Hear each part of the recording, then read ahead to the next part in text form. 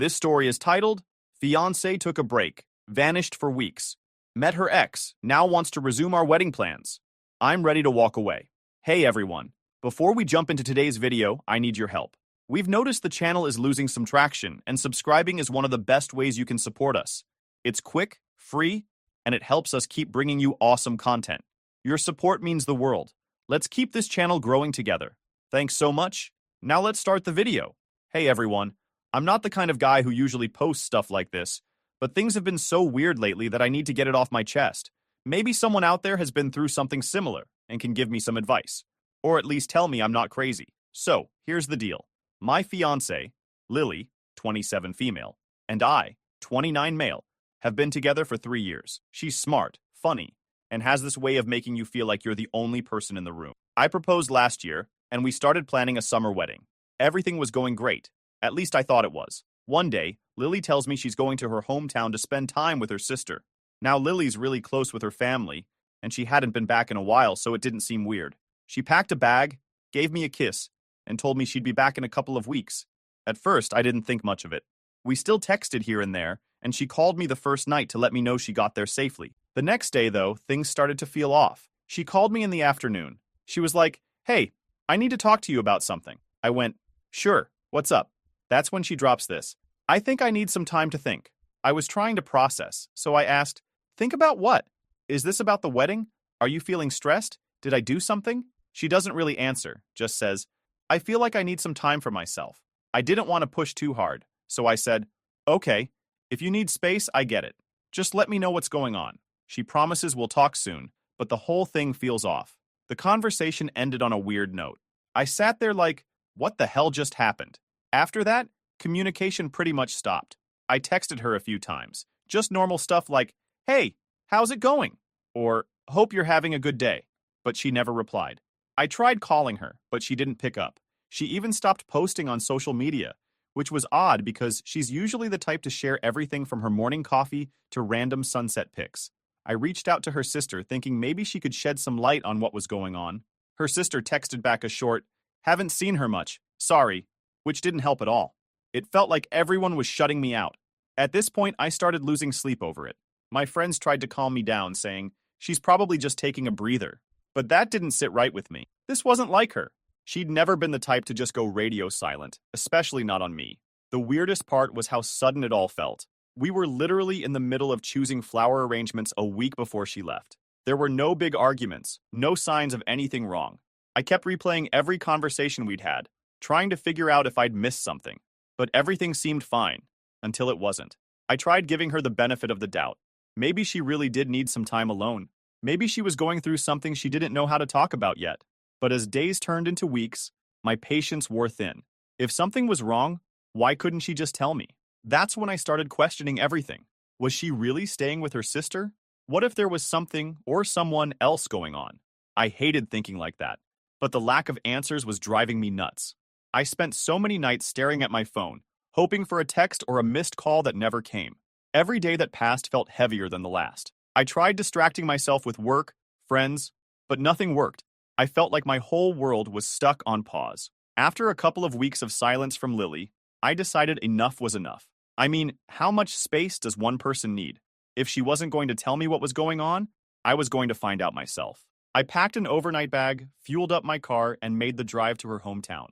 It wasn't a quick trip, but I had plenty of time to mentally prepare for whatever awkward or uncomfortable conversation was waiting for me. I kept telling myself, maybe she's just stressed. Maybe it's not that bad. But deep down, I had this sinking feeling that things were about to get weird. When I pulled up to her parents' house, where I assumed she was staying, my heart was racing. I knocked on the door, and for a second, I thought no one was home. Then Lily opened it. The look on her face said it all. She was not expecting me. She stood there for a moment, staring at me like I was a pop quiz she hadn't studied for. Finally, she stepped aside and let me in, mumbling something about how she didn't think I'd come. We sat down in the living room, and everything felt off. It wasn't like the usual comfort I felt with Lily, where we could just sink into the couch and talk about anything. She started with small talk. "How was your drive? Did you hit any traffic? Want something to drink?" Like she was trying too hard to sound normal. I played along at first, answering her questions with short, clipped responses, but my patience was wearing thin. I didn't come all this way to discuss the highway condition. There was this long, awkward pause where neither of us spoke. She blanked out, and when she finally glanced up, I asked, Lily, what's going on? Why haven't you been answering my calls or texts? Her reaction was immediate. I've been trying to figure some things out, she said finally, her voice soft, almost too quiet to hear. Figure what out? I was trying to keep quiet. She hesitated. She wasn't sure how to say what she needed to. The silence stretched on, and I could feel my heartbeat getting louder in my ears. Then she finally said it. I ran into my ex when I got here. It felt like the floor had just shifted beneath me. I stared at her, trying to process what she'd just said. And? I asked, my voice as steady as I could manage, though I already felt the storm brewing inside me. It wasn't planned, she said. I saw him at the grocery store, and we ended up talking. Talking. That word hit me like a slap. It wasn't the fact that she'd seen her ex. That could happen to anyone. It was the way she said it, like it was no big deal. But it clearly was a big deal, or we wouldn't be having this conversation. I leaned forward, trying to keep my composure. Why didn't you tell me about this earlier? I asked. Her eyes darted to the side, avoiding mine. I didn't want to upset you until I knew how I felt. How you felt, I repeated, my voice rising just a bit. We're engaged, Lily. We're planning a wedding. What do you mean, how you felt? That's when she said, I've been spending some time with him, she admitted, her voice barely above a whisper. I needed to see if there were any unresolved feelings. For a moment, I couldn't even speak. My mind was spinning, trying to wrap itself around what she'd just said. Unresolved feelings? We're supposed to be getting married, and you're out here playing emotional hopscotch with your ex? I just needed to know for sure, she said. I didn't want to go into our marriage with any doubts. I felt my chest tighten, my hands clenching into fists. So you've been ignoring me this whole time because of him? I couldn't stay quiet. Why didn't you tell me sooner? Why didn't you talk to me about this instead of shutting me out? She started to respond, but I wasn't done. What does this mean for us, Lily? Are you still trying to figure it out? Because I'm not going to sit around waiting for you to decide if I'm plan A or plan B. Her face crumpled, and for a split second, I thought she might cry. But instead she said, I didn't want to hurt you. I needed time to sort my emotions. Do you even hear yourself right now? I shot back. Leaving me in the dark for weeks was a hell of a lot worse than just being honest from the start. The conversation went in circles after that. Every time I tried to get a straight answer, she dodged it, giving me vague excuses about needing clarity and not wanting to make a mistake. I could feel my energy draining with every passing minute. By the end of it, I was done. Completely, utterly done. I stood up, looked at her one last time, and said, I need some time to think. Exactly like what she said, and the way she said it. Her eyes widened like she didn't expect me to say that, but I didn't wait for a response. I grabbed my keys and walked out. The drive back home after that conversation was one of the longest and most surreal trips of my life. I wasn't angry, at least not in the yelling and breaking stuff kind of way, but I was hurt, really hurt. I kept replaying everything Lily said, trying to make sense of it. Unresolved feelings? What did that even mean? Why couldn't she just talk to me about it, instead of shutting me out and ghosting me for weeks? The next few days were a blur. I went to work, but I wasn't really there, you know? My coworkers asked if I was okay, and I gave the usual, yeah, just tired, excuse. My friends checked in too, but I didn't have the energy to explain the whole mess. Eventually, I told a couple of close friends what happened. Their reactions were a mix of shock and outrage. My buddy Mark said, Dude, that's messed up. She should have told you the second this guy showed up. My other friend Jenna was more blunt. If she's entertaining her ex while engaged to you, she doesn't deserve you. Hearing it from other people made me realize just how bad the situation was. But it also made me feel like an idiot. How did I not see this coming? Were there signs I missed? The thing that hurt the most was how blindsided I felt. We'd been planning our future together, choosing wedding venues, talking about where we wanted to live, even discussing names for future kids. And now all of that felt like a lie. I started going through our text messages, looking for anything that might explain her behavior. Nothing stood out. Our conversations had been normal, happy even, right up until she left for her hometown. It was like she flipped a switch the moment she saw her effing ex. One night, I decided to message her sister. I wasn't trying to drag her into the middle of things, but I needed some clarity. Her response was short and vague. I think Lily's just going through some stuff. She'll figure it out. Figure it out? What was there to figure out? We were supposed to be a team, and now I was completely in the dark. A week later, I got a text from Lily. It wasn't an apology or an explanation, just a casual, "Hey, how are you?" Like everything was fine. I didn't respond. I couldn't. What was I supposed to say? "Oh, hey, I'm great. Thanks for ignoring me while you hung out with your ex. The silence between us grew louder. Every day that passed, I felt more distant from her, more certain that whatever we had was crumbling. I started questioning if I even wanted to salvage it. Could I forgive her? Could I trust her again? At the same time, I felt stuck. We'd built a life together, or at least we were supposed to. Breaking up wasn't just about ending a relationship. It meant unraveling everything we'd planned and starting over from scratch. The thought of that was terrifying, but the alternative was pretending everything was okay when it clearly wasn't, and that wasn't an option. I started thinking about what I wanted, what I deserved. I realized I couldn't stay with someone who didn't respect me enough to be honest. I couldn't marry someone who thought it was okay to put me on hold while they figured out their feelings for someone else. By the end of that week, I made up my mind. If Lily wanted to work things out, she'd have to do a hell of a lot more than send me a half-assed text. And even then, I wasn't sure I'd be able to look at her the same way again. I didn't reach out to her, and she didn't follow up after that text. The silence felt like an unspoken agreement that we were done. And honestly, as much as it hurt, it also felt like a relief. So I was starting to get used to the silence. It wasn't fun, but at least it gave me some time to think. I'd made peace with the fact that Lily wasn't coming back, and honestly, I was slowly moving on. I wasn't rushing into anything or trying to distract myself. I was just trying to rebuild some sense of normalcy. Then, like clockwork, she came back. It was a Saturday afternoon. I was halfway through rewatching a series I didn't even like that much, just something to keep my mind busy. There was a knock at the door, and I figured it was a delivery or maybe Mark coming over to drag me out of the house. But nope, it was Lily. She was standing there like nothing had happened, smiling like she was bringing cookies to a neighbor. "Hey," she said casually, like she hadn't ghosted me for weeks. I just stood there, trying to figure out if I was hallucinating. Hey," I finally said, stepping aside so she could come in. She walked in like she owned the place, commenting on how clean everything was. She sat down on the couch, patted the cushion next to her, and said, "We need to talk."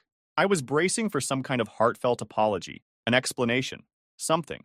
But instead, she started talking about our wedding plans. "Our venue is still holding our date," she said, like we'd been in constant communication this whole time. "And I was thinking we should go with lavender for the table settings. It's timeless, don't you think?" I couldn't believe what I was hearing. I cut her off mid-sentence and said, "Lily, what are you doing here?" She blinked, confused, like I'd just asked her why the sky was blue. "I'm here to fix things," she said, matter-of-factly. I stared at her for a second, then laughed, sharp and cold, the kind of laugh that says, "Are you kidding me right now?" "Fix things?" I repeated, leaning forward. "You mean the relationship you hit pause on while you sorted out your feelings for your ex? That relationship?" Her face went pale for a moment. "That's over. I realized I don't have feelings for him anymore. It's you I want to be with." I stood up, pacing a little because sitting still felt impossible. "And you expect me to just believe that? To what? Take you back with open arms like none of this happened? Do you even hear how insane that sounds?" She blinked, clearly not expecting the anger in my voice. "I needed time. I didn't want to hurt you. You didn't want to hurt me. Lily, you ghosted me for weeks. You didn't think to tell me anything, not one damn thing, until I had to drive to your hometown to find out. And now you're standing here, acting like it's no big deal? It's not like that," she shot back. I was confused. I didn't know what I was feeling, and I didn't want to make things worse. Make things worse? I cut her off again, throwing my hands up. "You made things worse by disappearing on me. You left me hanging, wondering what the hell happened while you were off rekindling whatever with your ex. Do you even realize what that did to me?" She opened her mouth to respond, but I didn't give her the chance. "No, you don't," I said firmly, "because if you did, you wouldn't be here right now, expecting me to just forget everything and pick up where we left off." She looked more hurt now, but I wasn't backing down. Not this time. "I made a mistake," she said quietly, trying to play the victim. "I know I messed up, but I'm here now, and I want to make this right. I'll do whatever it takes." "Whatever it takes," I repeated, laughing bitterly. "You say that like it's supposed to mean something. But the truth is, Lily, I don't trust you anymore. How am I supposed to believe you won't pull this again the next time you get confused or need to sort out your emotions?" She looked down at her hands, fiddling with her engagement ring. My ring.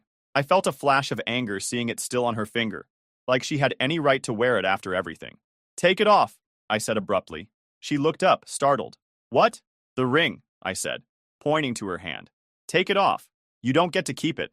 Not after this." Her eyes widened, and for a moment, she looked like she might argue. But then, slowly, she slid the ring off her finger and placed it on the table between us. She stood there for a moment, looking at me like she was expecting me to change my mind. to say something that would make everything okay. But I didn't. I just stared back, my face set, my decision final. Is this really it? She asked. You're just done? Yes, I said, my voice steady. I'm done. I'm not an option, Lily. You don't get to hit pause on me while you figure out your feelings and then come back when it's convenient for you. That's not love. That's selfishness. Her lips trembled like she wanted to say something, but she didn't. Instead, she turned and walked toward the door. That night, I sat on the couch staring at the ring on the table. It felt surreal, like the last few weeks had been some twisted dream I couldn't wake up from. But as I sat there, one thing became crystal clear. I made the right decision. I wasn't going to let myself be someone's second choice, their backup plan when things didn't work out with someone else. I deserved better than that, and I was finally ready to stand up for myself. Lily was gone, and honestly, I was okay with that. And that is how things unfolded until now. If anything pops up worth posting, I'll keep you guys updated. Update 1. Hey y'all, thank you for your comments. It means a lot. I came to give you an update since things shifted in an unexpected way. So here goes. Alright, so after Lily's surprise visit, I was in this weird limbo. I wasn't ready to forgive her, but I also didn't have the energy to confront her again. It was like I was stuck in emotional quicksand. I didn't know what to do, so I did what any guy would do. I avoided the situation altogether and kept to myself. Then, out of nowhere, I get a text from Mia, one of Lily's friends. Now, Mia and I were always friendly, but we'd never really talked one-on-one. Her text said something like, "Hey, just checking in. I heard about the break and wanted to see how you're holding up." At first, I wasn't sure how to respond. Was this some kind of setup? But after staring at the message for an embarrassing amount of time, I decided to just reply with, "Hey, thanks for reaching out. I'm doing okay, I guess." Mia was surprisingly easy to talk to. She said she'd been in a similar situation before and knew how much it sucked. We ended up texting back and forth for a while, and honestly, it was nice to have someone to vent to. She wasn't pushy or judgmental, just a good listener. A couple of days later, Mia texted me again. This time, she suggested we meet up for coffee. I wasn't really in the mood to go out, but she was persistent. "Come on, it'll be good for you to get out of the house," she said. And before I knew it, I found myself agreeing. When we met up, it felt normal. Not romantic, not flirty, just two people talking. She asked about work, hobbies, even my old college stories. For the first time in weeks, I felt like someone actually cared about me. Not about the drama or the wedding or any of that, just me. But then she hit me with, you deserve someone who appreciates you, someone who doesn't take you for granted. I didn't know how to respond to that, so I just said, yeah, I guess. The thing is, I wasn't interested in Mia like that. She was nice and all, but I was still dealing with the mess Lily left behind. I wasn't ready to jump into anything, and I didn't want to give her the wrong idea. But Mia didn't let up. She started texting me more often, sending memes, asking if I wanted to hang out again. She wasn't overbearing, but it was clear she was trying to make something happen. I kept my responses polite but distant, hoping she'd get the hint. Then one evening, Mia asked if I wanted to grab dinner. I tried to politely decline, but she wouldn't take no for an answer. "It's just dinner," she said. "Don't overthink it." So I went, and let me tell you, it was awkward. She dressed up like it was a date, while I showed up in a hoodie and jeans. The conversation was fine, but there was this underlying tension I couldn't ignore. It was like she was testing the waters, seeing how far she could push things. When I got home, I told myself that was it. No more hanging out with Mia, at least not one-on-one. I didn't want to lead her on, and I definitely didn't want to make things more complicated than they already were. But then somehow Lily found out. I don't know if Mia told her, if one of their mutual friends couldn't keep their mouth shut, or if Lily just has some sixth sense for sticking her nose where it doesn't belong. Either way, the next day, there she was, banging on my door like the place was on fire. Then Lily showed up at my door. No text, no warning, just pounding on the door like it was an emergency. I opened it, and there she was, all fired up and ready to go. "What the hell are you doing?" she demanded, storming past me into the living room. I shut the door, already over it. "Nice to see you too, Lily. What do you want?" She spun around, glaring. "You've been hanging out with Mia? My friend?" I crossed my arms, keeping my tone calm but firm. "I'm sorry, but what exactly makes you think you get to ask me about anything I'm doing? What makes me think, are you kidding me? She's my friend. This is humiliating." I let out a short laugh, shaking my head. "Humiliating? Lily, we're done. You don't get to show up here and play the victim. You made your choice when you walked away. So whatever I do now isn't your business." Her face twisted like she couldn't believe what she was hearing. "So that's it? You're just moving on?" I shrugged. "What did you think was going to happen? That I just sit here waiting for you to decide if I'm good enough? I came back because I realized I still love you, she shouted. Too late, I said bluntly. Honestly, Lily, maybe you should go back to your ex. Seems like you're good at circling back to old options.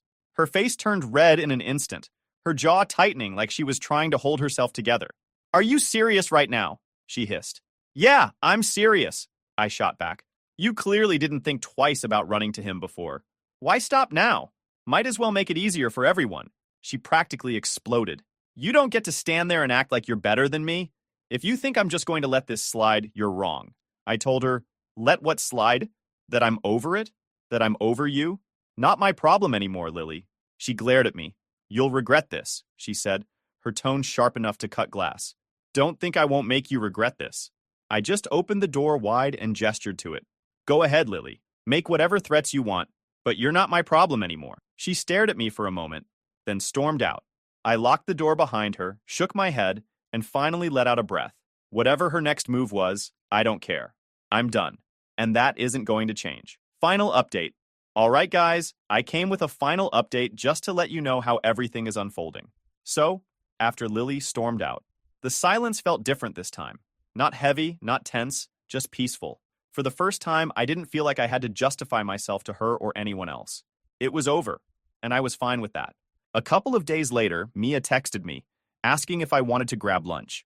I hesitated. Mia had been a good listener when everything with Lily fell apart, but I was starting to feel like she might see this as more than it was.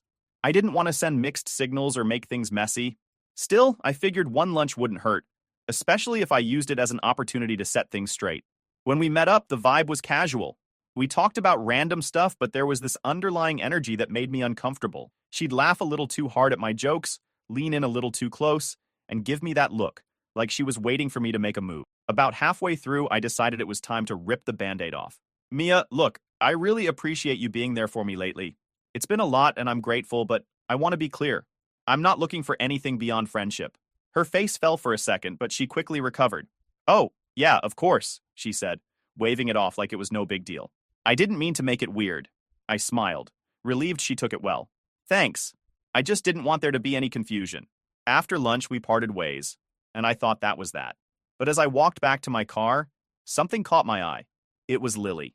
She was standing half a block away, leaning against a streetlight, pretending to scroll on her phone. I'd know her posture anywhere. She wasn't just randomly there, she was watching. I froze for a second, debating whether to say something. But what was the point? She'd deny it, and it would just escalate into another argument. Instead, I got into my car and drove off, pretending I hadn't seen her. Over the next week, I started noticing her more often. She wasn't obvious about it, but she wasn't exactly subtle either. Her car would be parked down the street from my place when I came home from work, or I'd catch glimpses of her at the grocery store, ducking into another aisle when she thought I noticed. It was bizarre. She wasn't reaching out or making a scene, just lingering, like she was waiting for me to do something. One evening, I went out to grab takeout. As I was pulling into the restaurant parking lot, I saw her car again, parked just far enough away to not seem suspicious, if I didn't already know better. I didn't confront her. I just went inside, got my food, and left. But when I got home and saw her car parked down the street, I'd had enough. I didn't go to her, though. Instead, I walked straight into my house, locked the door, and pulled out my phone. I texted her, Lily, I've noticed you around. Stop following me. This isn't healthy, and it's not going to change anything. No reply. I didn't expect one, honestly, but the next day, her car was gone. The days after that felt calmer, like the ghost of her presence had finally left. I didn't see her, didn't hear from her, and for once it felt like she was truly out of my life. Mia texted me a couple more times, but I kept it friendly and distant. I wasn't about to let another situation spiral. Right now, I needed to focus on myself, on putting all the chaos behind me. Lily might still be out there, watching or waiting, but I wasn't going to let her control even a second more of my life. I was done. And this time, it was for good. And if there's one thing I know for sure, it's this. I deserve better. That's it, folks. Thanks for sticking with me through all of this. If you've got any advice, I'm all ears. Otherwise, I'll just be over here, figuring out how to start fresh. Cheers.